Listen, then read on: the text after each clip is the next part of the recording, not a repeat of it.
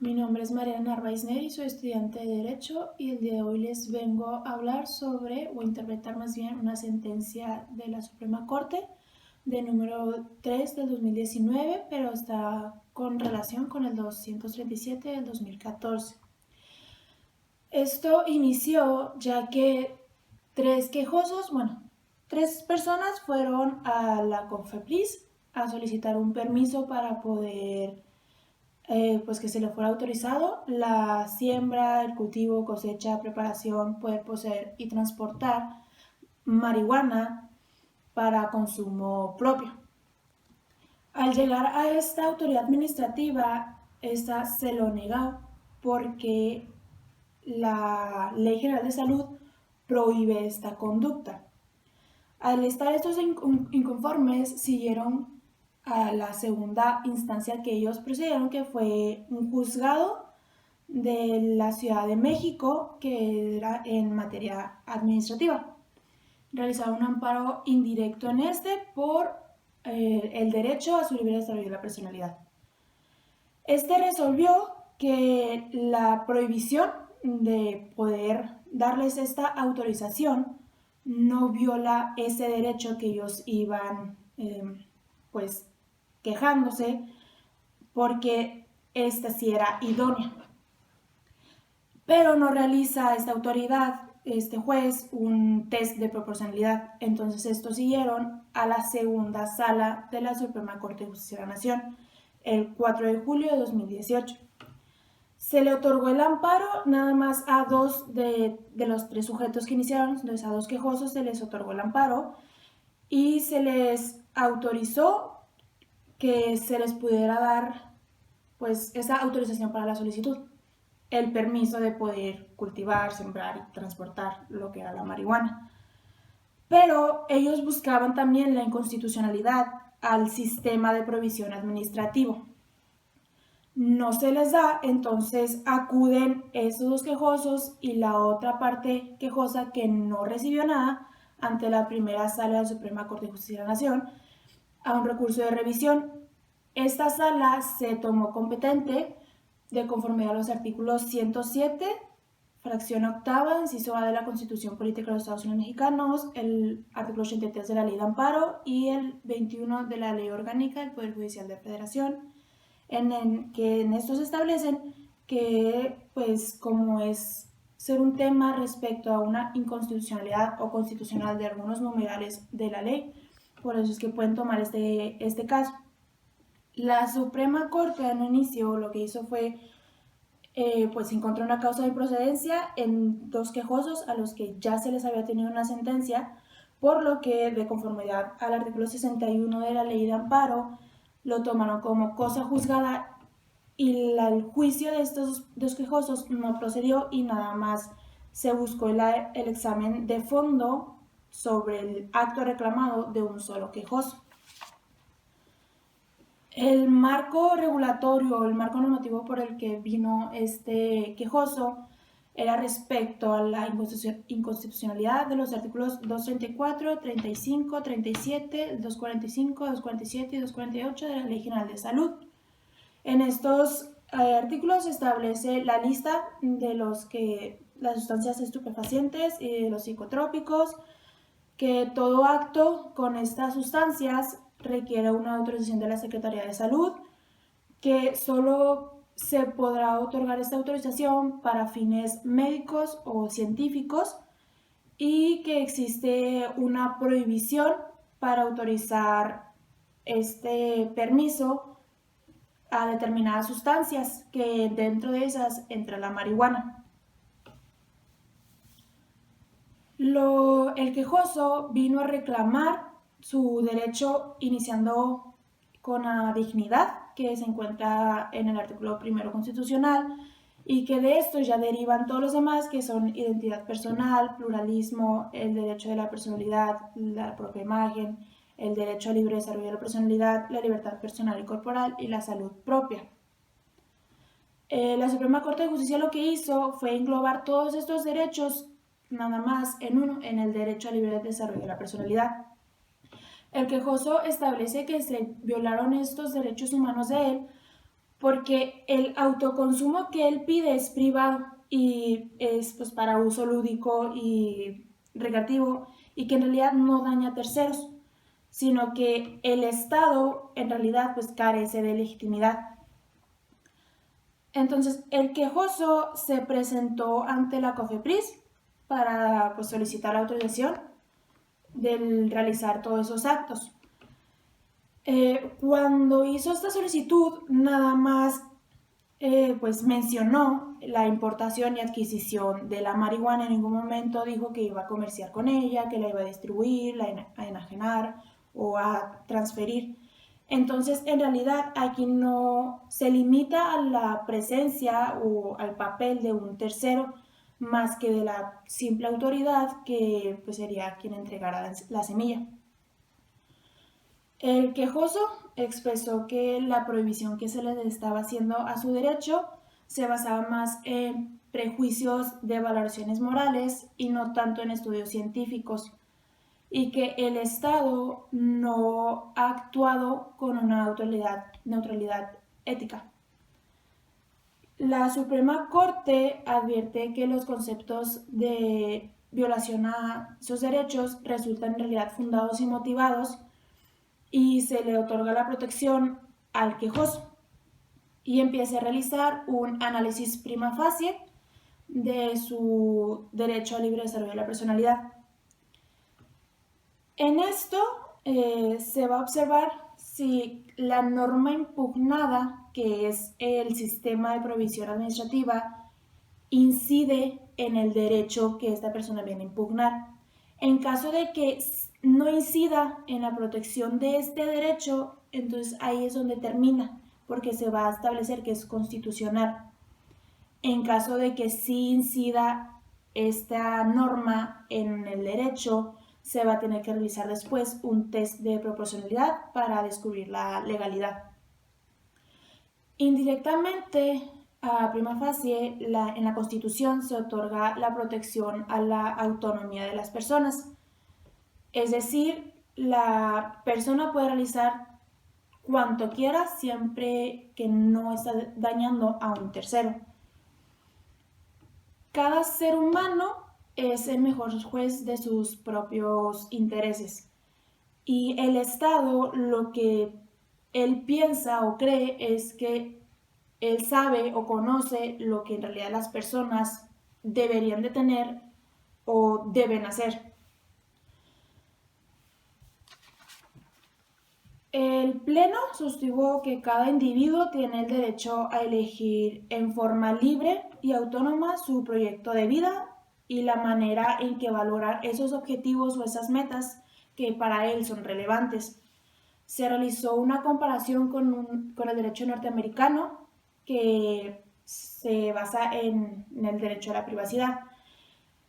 Aquí se establece que establece la autonomía personal y la libertad de acción de la persona para decidir la manera en cómo se quiere comportar, ya sea en público o en privado, y qué estilo de vida quiere tomar. Es decir, se le otorga a la persona la protección para su decisión y además todas esas acciones necesarias para materializar esa decisión que esta persona ha tomado. Por ejemplo, tenemos la reasignación sexual, es decir, la persona, el medio o las acciones necesarias para materializar su estado de psicosocial al físico es se ocupan cirugía o no. O el otro ejemplo que se contempló es el divorcio sin causa. Nadie te puede obligar a estar con alguien que no quieres y tú por tu propia autonomía o libertad puedes separarte sin ni siquiera tener que estar de acuerdo la otra persona. El derecho a libre desarrollo de la personalidad permite a prima facie que los adultos decidan las actividades recreativas o lúdicas, así como cómo llevar a cabo todas esas acciones para poder materializar esa decisión, por lo que la norma sí incide en el derecho. El que estemos hablando sobre el derecho al libre desarrollo de la personalidad y que se incide, no estamos diciendo que este derecho no se pueda, no, o sea, que es absoluto, sino que puede tener limitaciones siempre que tenga un objeto constitucional válido, como es el que no daña a terceros o al orden público. Al ver que sí incide, entonces se tiene que realizar el test de proporcionalidad. Este consiste en 4 etapas. Inicia con la constitucionalidad del fin perseguido, la idoneidad, necesidad y proporcionalidad de la medida. Iniciando con la primera etapa, la constitucionalidad de los fines perseguidos con la medida, se tiene o se encontró que estos fines eran al inicio 3: el orden público, la protección de la salud y la afectación del desempeño social. Del orden público se busca siempre el bienestar de la sociedad y que esto constitucionalmente se reconoce como el interés legítimo del Estado para la protección del conglomerado social. Como segundo tenemos la protección a la salud, que son todos esos efectos nocivos que se le puede dar a la persona. Y como último tenemos la afectación del desempeño social. Este se quería establecer que era por la disminución de la productividad laboral, que se le conoce como síndrome amotivacional. Sin embargo, esto no era una razón válida, por lo que el legislador, o sea, no es razón válida porque el legislador no puede venir a decirte cuál es el modelo de la virtud de la persona. Entonces no se tomó como válido y el último nada más los fines que quedaron fue el orden público y la protección a la salud. Después sigue la segunda etapa, que es idoneidad de la medida. Este consiste en hacer un análisis del medio adecuado para alcanzar los fines perseguidos por el legislador, los que el legislador de un inicio buscaba. Es decir, si existe en realidad una relación entre la intervención que se le hace al derecho con el fin. Hablando dentro del tema, es la relación del consumo de la marihuana con los daños a la salud y al orden público. Hay que hacer conciencia que en realidad el sistema de provisión administrativa no ha logrado disminuir el consumo de la marihuana. Se hizo una encuesta nacional de adicción y se encontró que de 2002 al 2008 aumentó de un 4.6 a un 5.2 entre personas de 12 a 65 años. Es decir, que este es un sistema ineficaz para reducir en realidad el consumo. Sin embargo, esto no es lo que determina si es idóneo o no idóneo esta medida. Lo que lo hace son varios fenómenos que se van a investigar a continuación, que es la afectación a la salud, la generación de dependencia, la propensión a utilizar drogas más duras o la inducción a la comisión de otros delitos. Iniciando con afectación a la salud, se encontró que no es un riesgo importante en personas adultas, salvo que se fuera a utilizar de manera crónica y excesiva. Por crónica se entiende que los efectos van a persistir aun cuando el consumidor no se encuentre intoxicado. Y la probabilidad de que esos efectos permanezcan es poca o mínima, ya que en esto pueden intervenir más factores de lo que es la marihuana. Por ejemplo, si uno fuma marihuana y aparte tiene algún cáncer respiratorio, lo más probable es que esta persona también fume cigarro, un tabaco, pues. Y no existe en realidad un nexo causal de que es por la marihuana que existe este cáncer respiratorio. Los efectos sí pueden ser reversibles cuando se suspenda el consumo de esta sustancia. También se tiene como temporales, que es cuando los efectos persisten mientras dura la intoxicación en el cuerpo, son reversibles y no existe riesgo alguno. La marihuana causa los mismos daños respiratorios que cualquier otra sustancia fumada, pero es menos dañina, ya que el nivel de toxicidad es extremadamente bajo. Y no se ha demostrado que por la marihuana existan afectaciones al sistema reproductivo o cognitivas severas como lo hace el alcohol. Tampoco se ha demostrado que existe algún deterioro en el sistema cardiovascular y ni se ha demostrado que existan alteraciones psicóticas o mentales, salvo que ya haya existido tendencias a que la persona fuera susceptible de sufrir algún trastorno mental. Sin embargo, sí existen estudios que demostraron que hay más probabilidad de sufrir esquizofrenia y depresión en adultez cuando el consumo excesivo inicia desde menor. Es decir, si se inicia en una temprana edad. Y que solo existen afectaciones graves, se concluyó, cuando se trata de menores de edad, de que inicias a temprana edad, o cuando se fuera a utilizar de manera crónica y excesiva. El segundo fenómeno del que se va a hablar es el desarrollo de la dependencia. Hay que diferenciar entre abuso y dependencia. El abuso es el uso continuo de la droga y la dependencia ya es cuando el consumo satisface otros criterios adicionales.